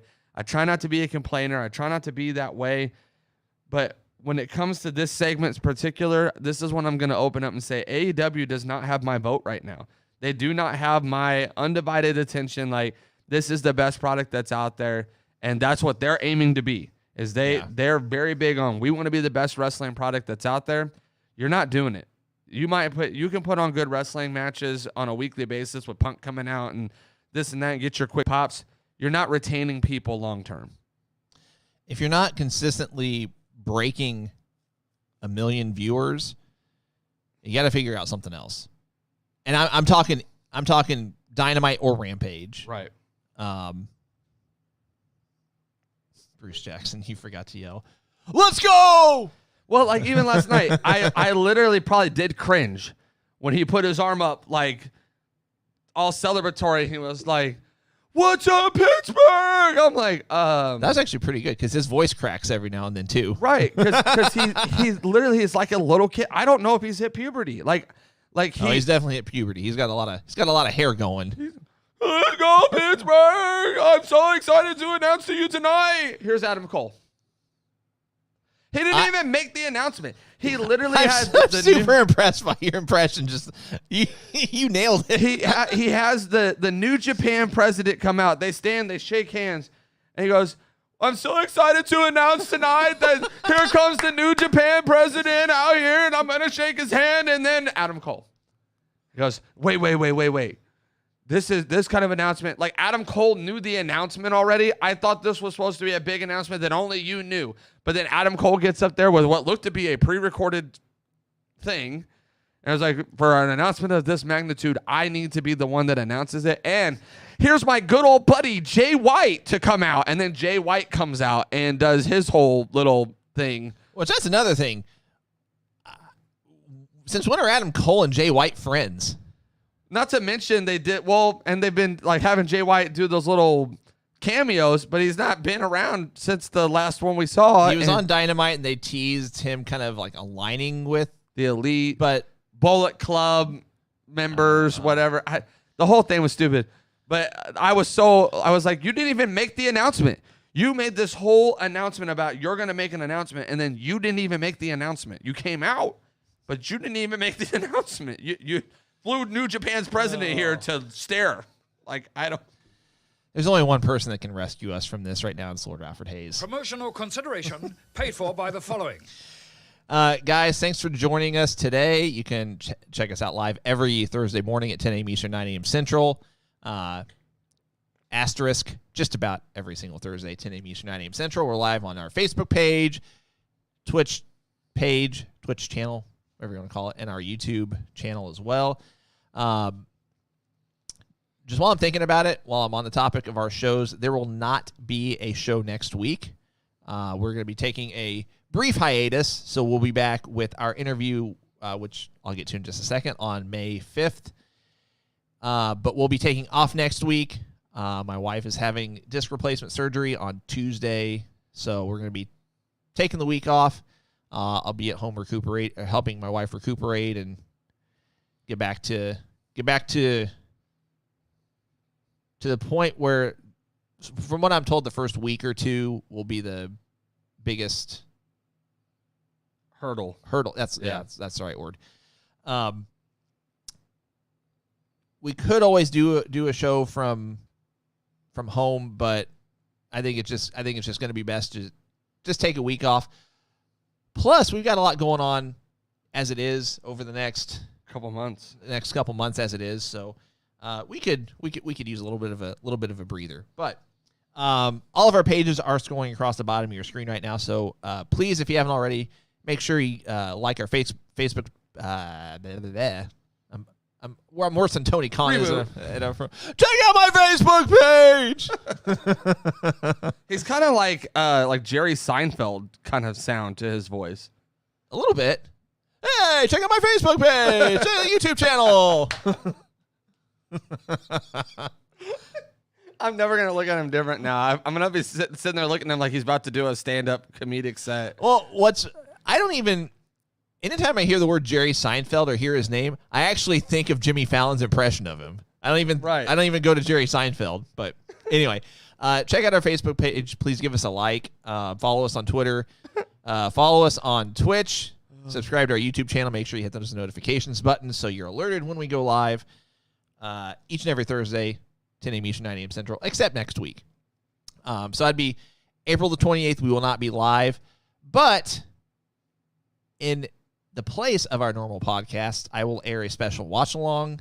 So check that out next Thursday, April 28th, 10 a.m. Eastern, 9 a.m. Central. Cole and I will not be live. However, we will air a watch-along for your viewing pleasure. Our shop is live as well, goingbroadwaypodcast.com. Check that out. We do have these shirts available. These are our Saturday Night's Main Event tribute shirts. They do come in the red, white, and blue, as well as the green, black, and white/gray scheme. $19.99 plus shipping for a t-shirt, $39.99 plus shipping for a hoodie. You can check that out. We are on Patreon as well. If you want to become one of our monthly financial supporters, we'd greatly and humbly appreciate it. There are 4 different tiers to choose from. Each of them has their own perks and benefits. We do frequently announce privileged information, if you want to call it that, as it relates to guests. A lot of times we'll announce ahead of time who some future guests will be, potential guests as well. Maybe somebody that we haven't officially gotten nailed down, but someone we're talking to. Every once in a while, when I get time, I'll post an article as well that maybe further elaborates on, maybe a discussion we've had here on the podcast, a particular segment. So check that out if you're interested. Patreon.com/goingbroadwaypodcast. So we mentioned over the next month and a half or so, next couple months, we got a lot on the docket. Got a lot going on. So this upcoming Sunday afternoon, we will be live at Glory Pro Wrestling's event at the pageant here in St. Louis. This is going to be the biggest St. Louis independent wrestling event ever in terms of crowd size. How many would you say the pageant can hold? The venue itself. I mean, obviously, you got to factor in they're going to have a wrestling ring. I've never been to the pageant. I've only been like twice. So I would say it, compared to where it's hard to explain to you guys because you guys don't know where Glory Pro normally does their stuff. But compared to Glory Pro, we're probably talking double the size of the building. I was thinking at least, if not more. Crowd size, I was thinking it'd be at least triple. And I'm saying the building, though, is probably double the size. Because they have like a bar area and then they have their like main spot. So I don't know how they're going to utilize the bar area. Is there going to be seating there as well? That's going to be kind of the question. The show that I went to was a concert. So there was a stage and they utilized the stage and some of those things. And so it's just hard to say. But during that concert, they allowed that to be seating. Yeah. So we'll have to figure out how that all works. But nonetheless, we will be going live at, I think, 3 p.m. Central, so 4 p.m. Eastern, prior to the event itself. We are scheduled to have Jake Something visiting with us at some point during that. Well, we'll be live for about an hour or so. I Ideally, he'll sit down with us for 15, 20 minutes or so during that hour. I've kind of left some flexibility in there in terms of telling him he could come and chat, sit down with us when he has time at his leisure, etc. But again, that's this Sunday, April 24th. We're going to go live at 4 p.m. Eastern, 3 p.m. Central. And really looking forward to that. Again, first time at the pageant. I'm expecting a much louder as well, larger crowd for this event. Super excited about it. So many big names on it too. There's a lot of people coming out. Well, for this. And that's another thing I was going to say. We are proud and honored to be able to sponsor not one, not two, but 3 different matches on the card. Jake Something and Minoru Suzuki being one of them. That's kind of their headliner as well. So we're also sponsoring a triple threat match that includes Dante Martin as well. So that's pretty cool. We'll have some cool announcements coming your way over the next couple weeks regarding another independent wrestling event that's coming to the St. Louis area next month. That we'll be doing some partnering and having some conversations with people over the next couple weeks, which we'll share with you as well. So super excited about that. Stay tuned. We do have some exciting guests coming your way as well.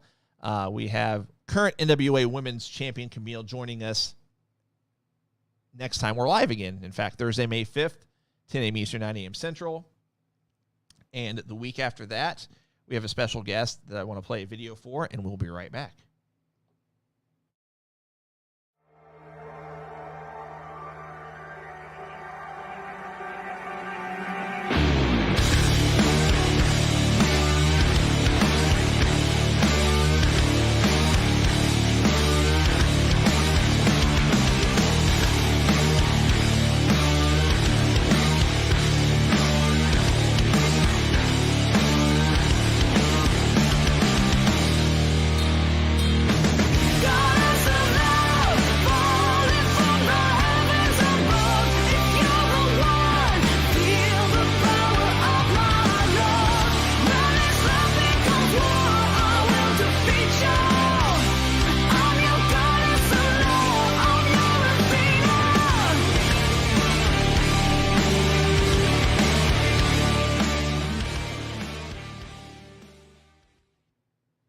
That's right, everybody. We're going to have Athena on the show. It's going to be amazing. Thank you so much, Going Broadway Podcast, for coming out this morning.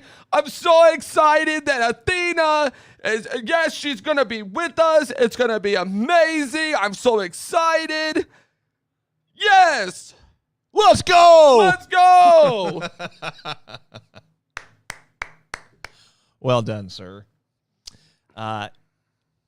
Athena will be joining us May 12th, 10 a.m. Eastern, 9 a.m. Central. That's all I'm going to say because I can't really top that. Oh, good stuff. I think that was just about everything. I mentioned we won't be live next week, mentioned our guests, mentioned this Sunday. I think we're good to press forward. Okay, so we wrapped up our draft last week, and we at least wanted to update you guys with who we selected as our champions. Yes. And then we will keep you updated on where we're at moving forward in terms of developing events. We really want to do this big. So Alex and I, first we got to find time in our busy schedules to sit down and even plan our card out as far as our pay-per-view. But then my goal is to actually make graphic arts for our matches and our match card so you guys can actually visually see it and be able to vote on that, as well as I want to kind of get our entire draft boards onto a graphic so where you can actually see what we drafted so you can vote on that. To be fair, no, he did that on the spot. Neither of our TK impressions were planned, and his far outshadowed mine. It's kind of in my family that we just are naturally good on the spot. My brother actually does voice acting. I've done music for over 10 years, and so we just kind of naturally pick up on different things. So I can't do a lot of impressions, but there are just some people I can nail. You're welcome. Wow. Anyway, do you want to go first? I've got mine pulled up. I can go first if you want me to. You want to bounce back and forth and just do our world champions, our tag champions? That's fine. All right, let's do it that way. We can recap the actual physical belt that we selected for the championship. So, my world heavyweight champion, represented by the big gold belt, is Brock Lesnar. That's good. I like it. I've not heard yours either, so this will be... I decided not to do any of my part-timers as champions, so I'll go ahead and throw that disclaimer out there from the jump. Lesnar's not one of my part-timers either. Yeah, he is. He's a wild card. Well, got you. I see what you're saying. I guess technically that means that my wild card technically isn't a part-timer either. I'm still not going to do it. Okay. I decided Wait. My wild card was John Cena. And his name is John Cena! I kind of took him with the mindset that he would be a part-timer. But technically he's not. So I didn't even think of it that way. But I decided to go with my main championship is the WWE Championship, the spinner belt, which is the only reason why I would consider putting it on John Cena. But I decided to go ahead and keep one of the best reigns ever, Roman Reigns, as my main champion. Okay. My United States champion, which is represented by the late 80s time frame NWA United States Championship belt, the Luger belt, if you will, is MJF. I like it. My current X Division championship is going to be represented by the one and only Ricochet. All right. So my internet champion is represented by the PWG, the Pro Wrestling Guerrilla Championship belt, is Ricky Starks. Oh, okay. I like it.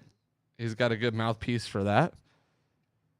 My third championship is the ROH Pure Championship, and I'm going to have it represented by one of my favorite ROH Pure champions of all time, Jonathan Gresham. Okay. My women's champion, as represented by the old school WWF belt. Hold on a second. Come on.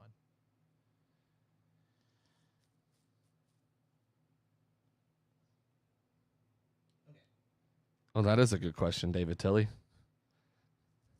As represented by the old school WWF Women's Championship belt is Athena. I think people are going to be shocked by this one. So my women's belt was the AEW's Women's Championship belt. The AEW's Women's. AEW's Women's. Tony Schiavone. Tony Schiavone, Ronda with an H. Honda. I decided, because you'll find out when I make my match cards, I decided to go ahead and put the belt on Charlotte Flair. Okay. I will go ahead and just let it leak that Kylie Ray will be in the hunt for a championship goal, but I like Kylie on the hunt. I don't know if I want her to be my first champion. I want her to be the one pushed to go after it. So Let's go! Let's go, Kylie Ray! She's going to be on the show! So that was weird. My Stream Deck thing just went blank for a split second. So, went with Charlotte Flair as my women's champion, which means we have our tag champions left. We do. Mine is represented by the classic WWF Championship tag belts. I feel like I know who you're about to pick. I forgot your list, to be honest with you. So, is represented by the North. Oh, that's not who I Just thought it kidding. It's FTR. I was going to say, I thought it was FTR. So it is. The North would be a good pick too, but no, FTR. So this was probably like the hardest one for me to pick, actually, because I really am happy with my tag division. Like, I am pumped about it. But I decided I had the NXT Tag Team Championships as my belts, and I decided to go with Red Dragon as my tag champions. All right. So, guys, bear with us. This probably will take us, if I had to guess, at least a month. Oh, yeah. To really put our match cards together, to get the graphics done, and to really make this special. So, but you'll be refreshed because I will have a graphic made for our entire draft recap of who we all drafted and for what. And then I will also have graphics made for each match as well as a match card graphic made. That is the plan, at least. All so. right. Just when they think they got the answers, I change the questions. So it's time for fan mail. We'll get to your guys' questions. And then I think what we're going to do, guys, is just looking at where we're at on time, do some fan mail questions, and then rather than do the Rebellion predictions, we'll do our giveaway after fan mail. So as far as questions that were submitted ahead of time, I think we had one or two. Let me check those out real quick here. All right. So with some AEW contracts coming up in the next couple of months, who do you see making the jump following Cody? Saw some rumors about interest in a certain tag team that Cole loves. Oh, obviously, we're talking FTR, and I saw that thing. That was since refuted. That initially it looked like they only had like a month or two left on their deals, but it since came out that they actually have over a year left. So they've got a while. I mean, clearly, and this is the thing. And we kind of addressed this to some degree last week as well. This is the pro con to WWE. WWE is saying, hey, we're releasing you not because of any other reason other than right now we don't have anything for you and we want to see you get over. And there are guys that have gone and done that. Drew McIntyre is one of the prominent names I think that stands out to me. Bobby Lashley has done that. They go and get over and they create value for themselves so that when WWE is now interested in you again, they now see how they can use you. It is hard to create storylines for people that you don't know if they're going to pull that thing off or not. Right. I think at the time that Drew McIntyre first came in, no one would have thought that he could pull off being a main event attraction at the time. They saw the potential. They didn't see the fruit of that at the time. He goes and proves that he can. Easy peasy, comes back. No harm, no foul, basically is how that works. So I think FTR is one of those tag teams that they're obviously showing that everybody wants to see them, that they're a draw, they're an attraction, and that if you were to use them correctly in your tag division, even if Vince doesn't see it as a big division for their company, it's going to be a marquee match to put on your pay-per-views. FTR versus the Usos, the way we should have got that match. Yeah. FTR versus the New Day, the way we should have got that match. FTR now versus some of these other tag teams like Street Profits and War Raiders and, whatever tag teams that start to make their way up the ranks as well. I think FTR versus the Creed brothers would be an interesting match. And that'd be like a modern version of Midnight or Rock and Roll Express against Arn and Tully. It would be a very clean match for sure. Like I nothing to FTR. I don't have an issue with them. I find them overrated in my own opinion. I'm just not a fan of them, but people love them. And if that's an attraction, you gotta go for your attractions. That's why we talked about MJF a little bit last week. I think MJF fits WWE's mold very, very well. He'd have to tone down some of the language and some of the comments. But I think they could teach him how to fine-tune that, and I think that would be good for him. So those are kind of names that stand out. Outside of that, there are a lot of WWE talents that I could eventually see making their way back to the WWE because, again, there's nothing for a lot of these guys in AEW. I know it's been billed that way. WWE has dropped their private third-party clause that they had so people can go and do their Twitches still and they can do their side ventures, and so that's not going to be an issue any longer, which is good. And that's going to help WWE's case a little bit more. Yeah. I don't know if there's any other names that really stand out to me that are non-WWE guys that I'm like, oh, yeah, I could see this person going here or this person going there.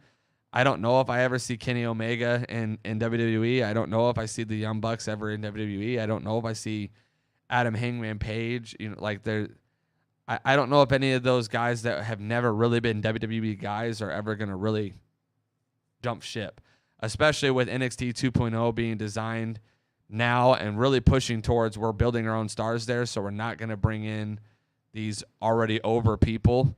We're going to get, I think Roxy would be like the pushing it of names that were out there that already kind of had a name, which she had her debut match last night on 2.0, and I was excited about that. So Night before last. Correct. Sorry. I watched it last night. Which was really weird because I didn't get to see it, but didn't they like say she was going to debut the following week, but then they had her on that night? I felt like they teased it. I don't know if they actually ever said they were going to fight next week, but they teased it like it was being set up for next week, and then they had their match that night. But I liked it, and so I think as far as who comes to WWE, if they're big names, they're going to have to go straight to the main roster now because NXT 2.0 is really shaping their mold to be young. Yeah, really not ever really been wrestlers even before. They're training them to do that. So AEW doesn't really have a whole lot of names there for me that are big enough names to go to the main roster if they've not already been on the main roster. My biggest ones are MJF and Wardlow. I think those two will. How old's Wardlow? Not very. Mid-20s, I think. No, he's 34. Yeah. Wow. I'm going to be real. I don't see WWE interested in Wardlow. I think he has the right build, but not that 34 is old, but they would have to repackage him hard for him to fit what they want that big man to be. And I don't see them wanting to invest the time into it. Not when they can build. They have all these other big guys in NXT 2.0 that they could build up just as easy. I mean, to be fair, let's see. To be fair, AJ Styles was 38 when he joined WWE. Already had a bigger name, though. I mean, AJ Styles and Wardlow are two different names. I mean, we're talking AJ Styles debuted directly to the main roster, never went through NXT, never had to do that. Oh, if they bring in Wardlow, he's not doing NXT. Right, but he's too old for NXT. But I don't think you can repackage him on the main roster. I don't see it. He doesn't have a good enough character right now for me in AEW to really make him believable to be a title contender at this point.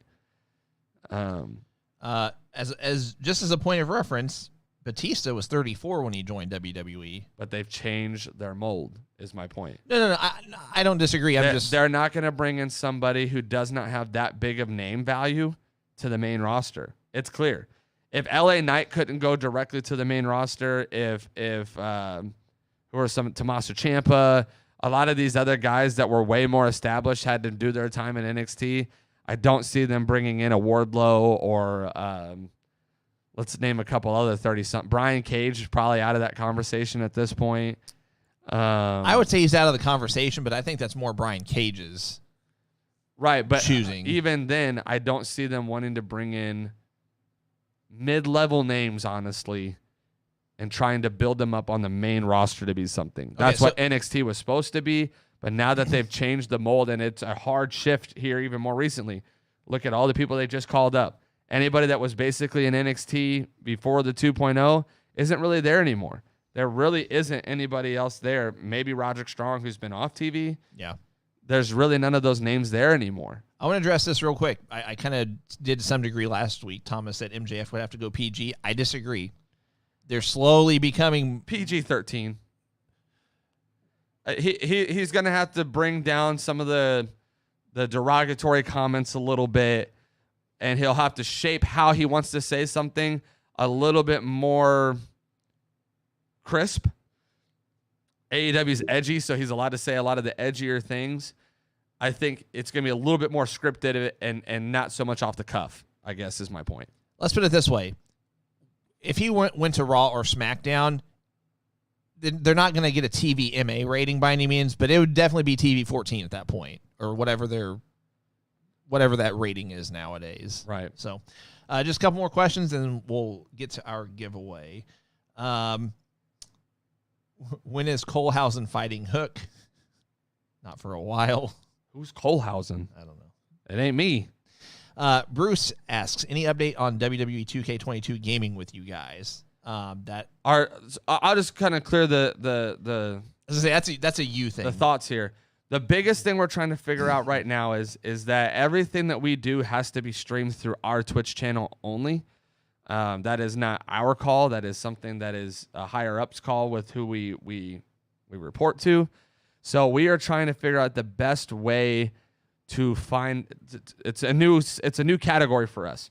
So trying to figure out how we can stream everybody through our channel. There's some playing around. Alex and I are probably just going to have to get together and play the game together online to figure out how we could do that. The idea that I have right now is that Alex or I might have to be like somebody's manager in every match and us be the ones that stream the match from that way. We'd have to have a character. We'd have to play a character in the match so we could stream it. But that is our number one thing to figure out right now. Outside of that, technically, if we could figure out how to stream everybody, it wouldn't matter if we did PS or Xbox. The other thing right now is if that's the only way we can stream it, neither one of us have a PlayStation at the moment. So we would only be doing Xbox at this point in time until we could get our hands on that. And the other thing I'm reading is that PlayStation 4 and PlayStation 5 servers don't even link on the game. And I don't know if that's the same for Xbox like One and the new Xbox series they came out with. If those servers are all different, we're going to really struggle to put together tournaments.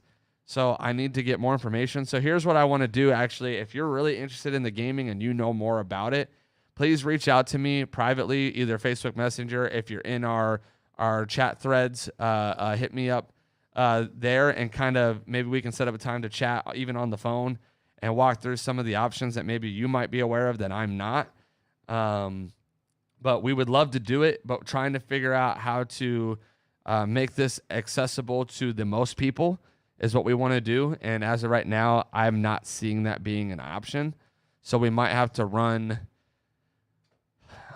tournaments and figure out, do different server brackets and then, have winners of each server. There's a lot to it. So feel free to reach out to me on any of our platforms, any of the social media platforms that I'm on.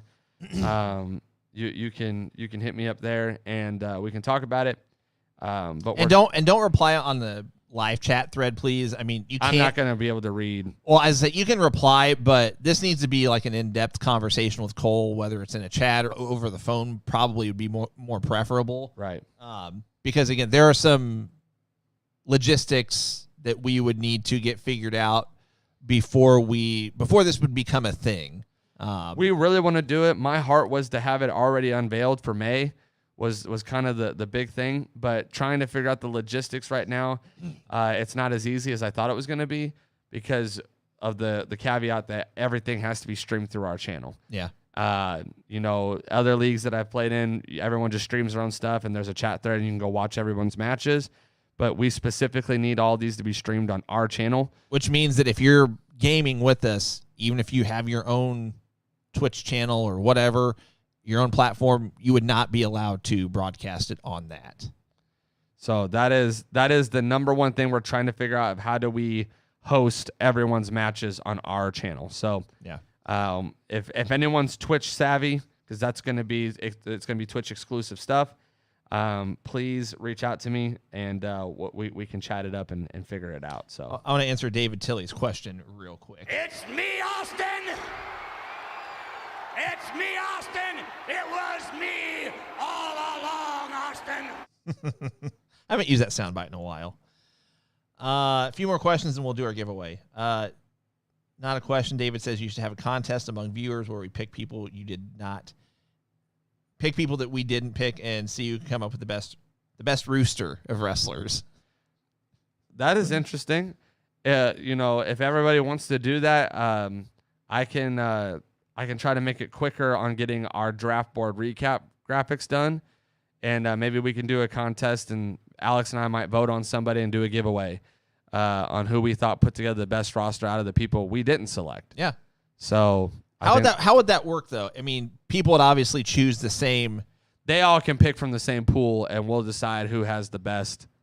If we really wanted to be complex about it, we could actually have a draft of, obviously they wouldn't be able to come up with the number of talent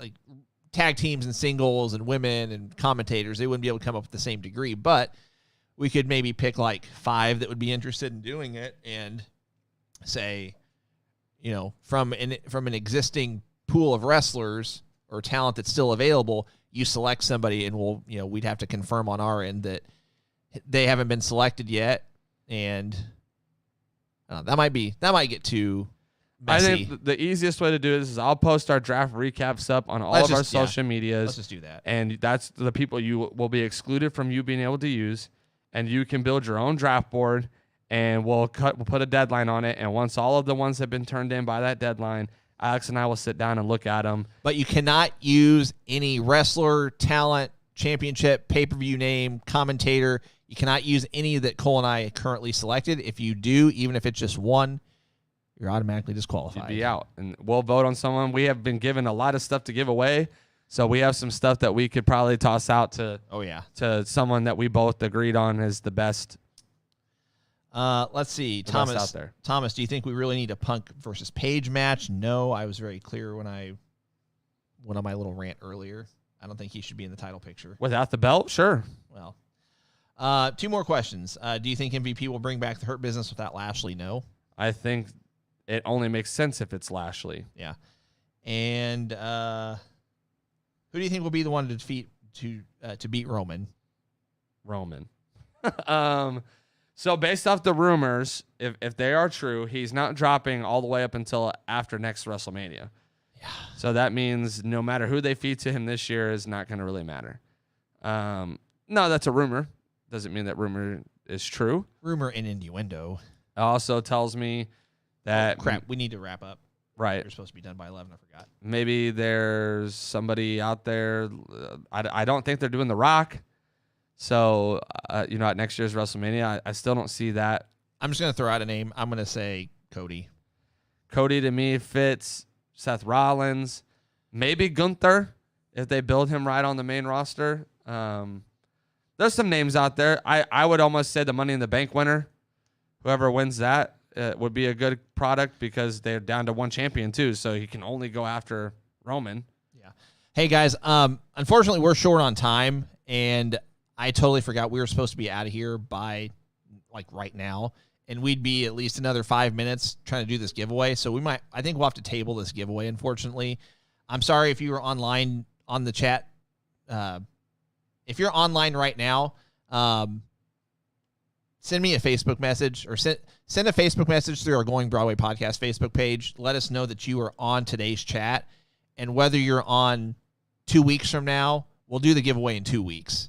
It's just we're just short on time, unfortunately, and I literally just remembered we were supposed to be actually out of here 1 minute ago. So send us a Facebook message through our Going Broadway podcast Facebook page. Let me know that you're online today. You're automatically entered into the giveaway when we do it in 2 weeks. So, again, I apologize, but we got to get out of here. Cole, final thoughts.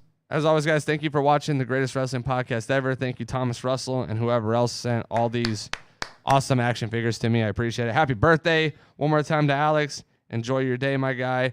Don't forget, we are going live this Sunday, so join us for our live broadcast at the Glory Pro Wrestling event. We should have Jake Something on with us. That is the plan. So be there for that. Go check out our Going Broadway podcast merch. It is online on our website. It's available. You want it. You need it. You gots to have it. Until next time, I leave you with your favorite thing in the entire world.